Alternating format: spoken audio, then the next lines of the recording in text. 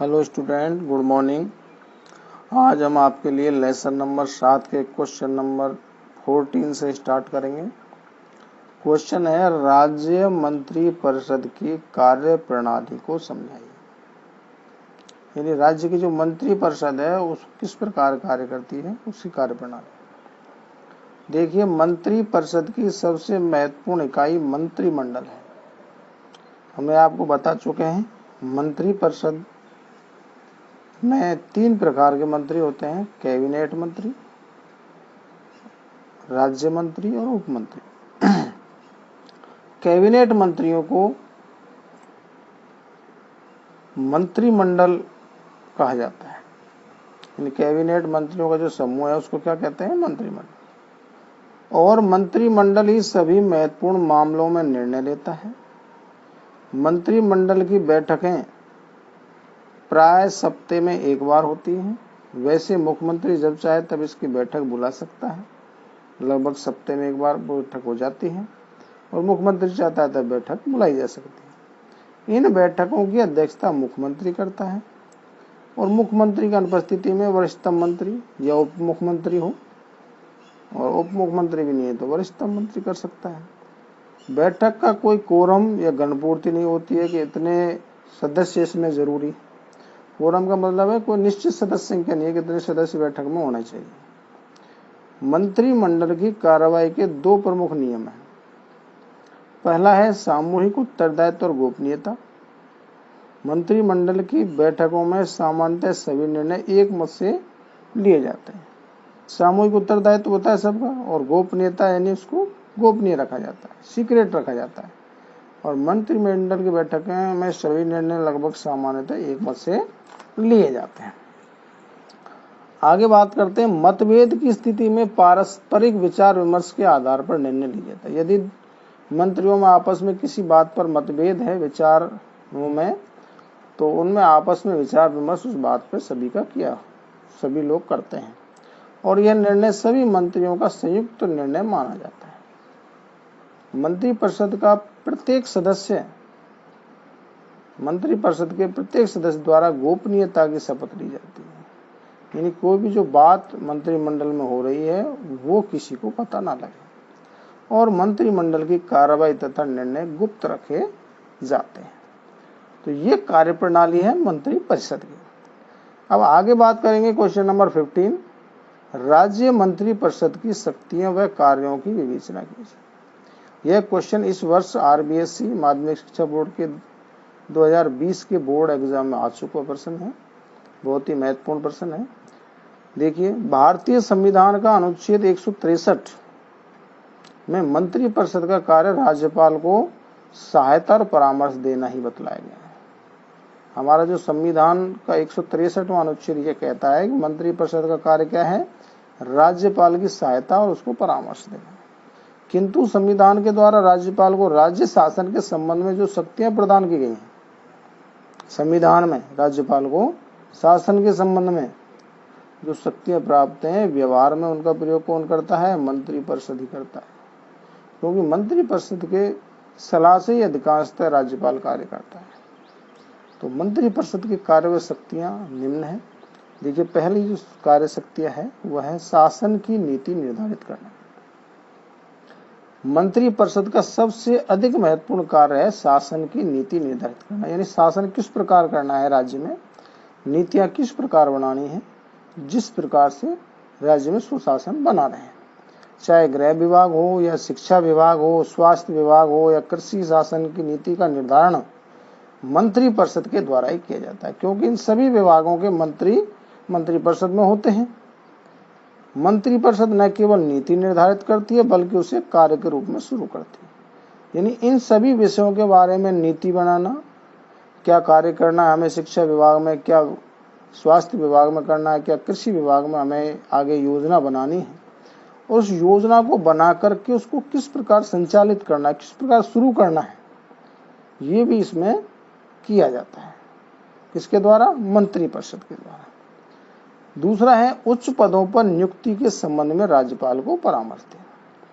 संविधान के अनुसार राज्यपाल महाधिवक्ता, जो राज्य का एक तरीके से कहते हैं हम वकील होता है, कोई भी यदि राज्य सरकार केस लड़ती है तो उस वकील का काम कौन करता है? महाधिवक्ता करता है। राज्य लोक सेवा आयोग, जो हमारे राजस्थान में जिस प्रकार आरपीएससी है, किसी भी राज्य में जो भर्ती प्रक्रिया करती है, इसके अध्यक्ष और सदस्यों तथा अन्य उच्च अधिकारियों की नियुक्ति करता है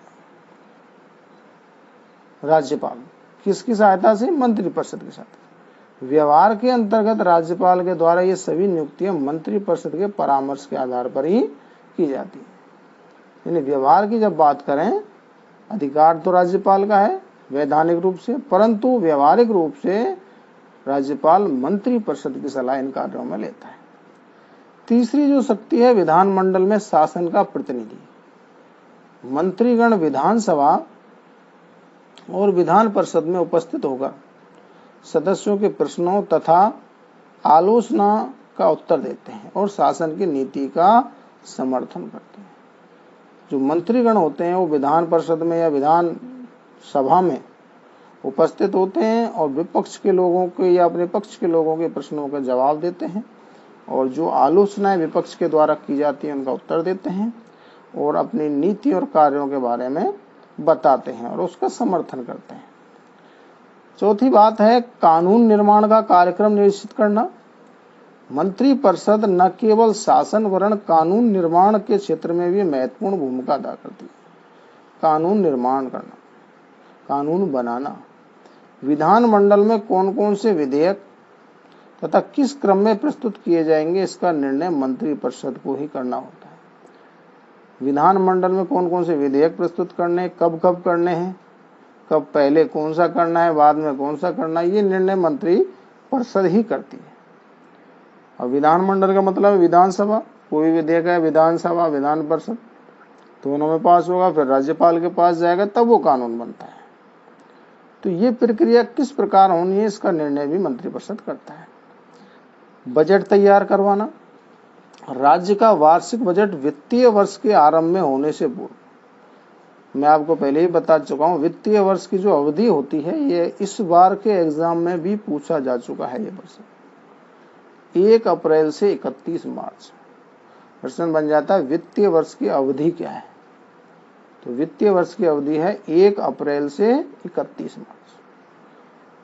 तो वित्त वर्ष आरंभ होने से पूर्व वित्त मंत्री जो होता है, जिसके पास वित्त मंत्रालय होता है, विधानसभा में प्रस्तुत किया जाता है क्या? वार्षिक बजट कि अगले वर्ष हम ये क्या कार्य करने जा रहे हैं, इसके लिए कितने पैसे की स्वीकृति है, किस योजना के लिए हमें कितना पैसा खर्च करना है, क्या क्या योजनाएं हैं, उन सब का विवरण वित्त मंत्री प्रस्तुत करता है हर वर्ष के लिए। तो उसको बोलते हैं बजट। यह बजट मंत्रिपरिषद द्वारा निश्चित की गई नीति के आधार पर ही तैयार किया जाता है। मंत्रिपरिषद ये निर्धारित करती है, क्योंकि सामूहिक रूप से सरकार का कार्य होता है। तो सरकार क्या क्या योजनाएं, किस किस क्षेत्र में योजनाएं बना रही है, क्या क्या कार्य संचालित करना चाहती है, उन योजनाओं को उसमें शामिल किया जाता है। कितना धन उस पर खर्च किया जाएगा, उसका निर्णय सरकार और मंत्रिपरिषद करती है। बजट को पारित कराने का उत्तरदायित्व भी मंत्रिपरिषद का ही होता है।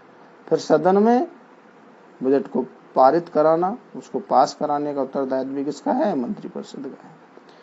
तो ये प्रश्न था 15 मंत्रिपरिषद की कार्य व शक्तियां। आगे बात करते हैं मुख्यमंत्री के कार्य और शक्तियों की विवेचना कीजिए। ये प्रश्न भी आरबीएससी की सप्लीमेंट्री की 2019 की बोर्ड परीक्षा में आ चुका है, तो विशेष ध्यान रखें, बहुत ही महत्वपूर्ण प्रश्न है। देखिए, मुख्यमंत्री कार्य और शक्तियां निम्न है। मुख्यमंत्री कार्य शक्तियों में देखिए, पहली जो कार्य शक्ति है वह है मंत्रिपरिषद का निर्माण करना। मुख्यमंत्री का सर्वप्रथम कार्य है अपना मंत्रिपरिषद का निर्माण करना। जो उसकी अपनी मंत्रिपरिषद है उसका निर्माण करना सबसे पहला कार्य है मुख्यमंत्री। मुख्यमंत्री खुद जब अपनी शपथ लेता है तो सबसे पहला काम उसका यही है कि अपनी मंत्रिपरिषद का निर्माण करना। मुख्यमंत्री मंत्रियों का चयन कर सूची राज्यपाल को देता है किस व्यक्ति को मंत्री बनाना है, जिसे राज्यपाल स्वीकार कर लेता है। और मंत्रियों के चयन में मुख्यमंत्री बहुत कुछ सीमा तक अपने विवेक के अनुसार कार्य कर सकता है। यानी अधिकांशतः राज्यपाल अब मुख्यमंत्री के सलाह से ये कार्य करता है।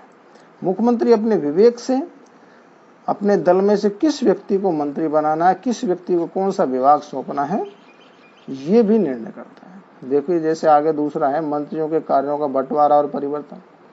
मुख्यमंत्री मंत्रिपरिषद के अपने सहयोगियों के बीच विभागों का बंटवारा करता है, यानी जो उसके मंत्रिपरिषद के जो सदस्य हैं जिनको उसने मंत्री बनवाया है, किसको, राज्यपाल को सलाह देकर, तो उन मंत्रियों को कार्य कौन कौन से दिए जाएंगे उनकी लिस्ट भी राज्यपाल को देता है। एक बार मंत्रिपरिषद के निर्णय व उसके सदस्यों में विभागों को बंटवारा कर चुकने के बाद भी वह जब चाहे तब मंत्रियों के विभागों में परिवर्तन कर सकता है।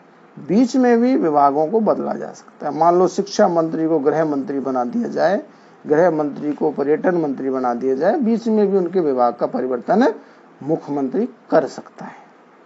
तो ये विषय ध्यान रखें। तीसरा है मंत्रिमंडल का कार्य संचालन।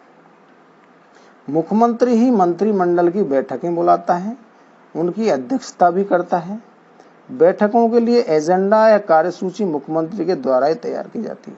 एजेंडा या कार्यसूची का मतलब किस लिए बैठक बुलाई गई, क्या कार्य करना है, हमें किन किन कार्यों को हमें करना है, क्रियान्वित करना है, किन किन कार्यों के लिए हमें सूची तैयार करनी है, तो उसका जो निर्णय होता है वो तैयार किया जाता है। मंत्रिमंडल की समस्त कार्रवाई मुख्यमंत्री के निर्देशानुसार ही संपादित होती है। मुख्यमंत्री के निर्देश के अनुसार ही कार्य किया जाता है।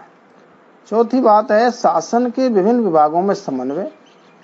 मुख्यमंत्री इस बात का प्रयत्न करता है कि शासन के सभी विभाग, दूसरे शब्दों में हम बात कर दें, मंत्रिपरिषद एक इकाई के रूप में कार्य करें। पूरी मंत्रिपरिषद एक दूसरे विभाग का एक दूसरे विभाग से पूरक रिश्ता है, एक दूसरे पर निर्भर भी है, एक दूसरे की सहायता भी जरूरी है।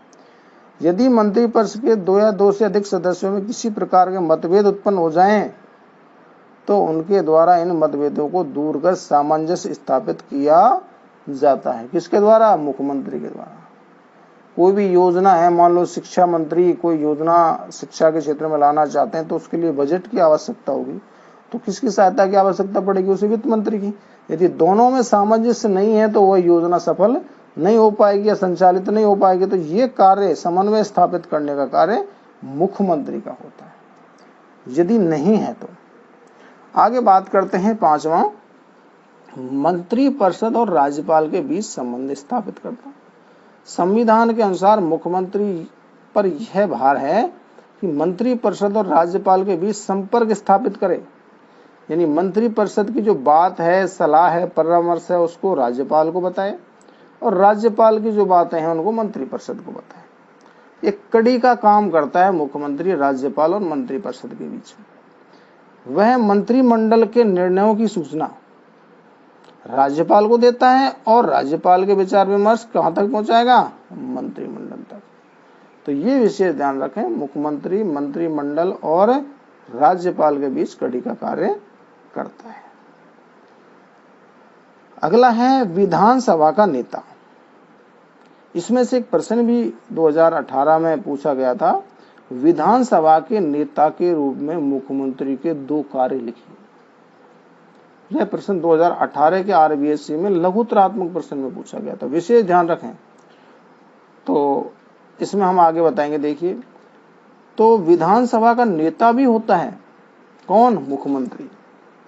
विशेष ध्यान रखें, एक और मुख्यमंत्री शासन का प्रधान है, जो दूसरी ओर विधानसभा का नेता भी है। विधानसभा के नेता के रूप में उसे कानून निर्माण के क्षेत्र में महत्वपूर्ण स्थिति प्राप्त है। पहला कार्य विधानसभा के नेता के रूप में, ध्यान रखें, विधानसभा के नेता के रूप में उसे कानून निर्माण के क्षेत्र में महत्वपूर्ण स्थिति प्राप्त है। किसको, मुख्यमंत्री को। और बहुत कुछ सीमा तक कानून निर्माण कार्य उसकी इच्छा अनुसार ही संपन्न होता है। मुख्यमंत्री के अनुसार ही मंत्रिमंडल उसका कार्य करता है, उसकी मंत्रिपरिषद उसके अनुसार ही कार्य करती है। अधिकांशतः उसकी इच्छा अनुसार ही कानून निर्माण किया जाता है। तो पहला कार्य ये हो गया। दूसरा है विधानसभा के नेता के रूप में वह राज्यपाल को विधानसभा भंग करने का क्या दे सकता है, परामर्श भी दे सकता है। वह राज्यपाल को यह परामर्श दे सकता है विधानसभा के नेता के रूप में कि मेरे पास बहुमत नहीं है, विधानसभा को क्या कर दिया जाए, भंग कर दिया जाए। तो राज्यपाल मुख्यमंत्री की सलाह पर विधानसभा को भंग कर देता है। तो ये दूसरी शक्ति है मुख्यमंत्री के पास। तो ये विषय ध्यान रखें, ये प्रश्न आया हुआ कि विधानसभा के नेता के रूप में मुख्यमंत्री के 2 कार्य। तो ऐसे प्रश्नों के जवाब इस प्रकार आप दे सकते हैं। तो ये विषय ध्यान रखें। आगे हम आपके लिए कल क्वेश्चन नंबर 17 बताएंगे। यहाँ तक किसी भी विद्यार्थी को समझ में नहीं आया हो तो कमेंट बॉक्स में जाके जरूर पूछें। थैंक यू, धन्यवाद।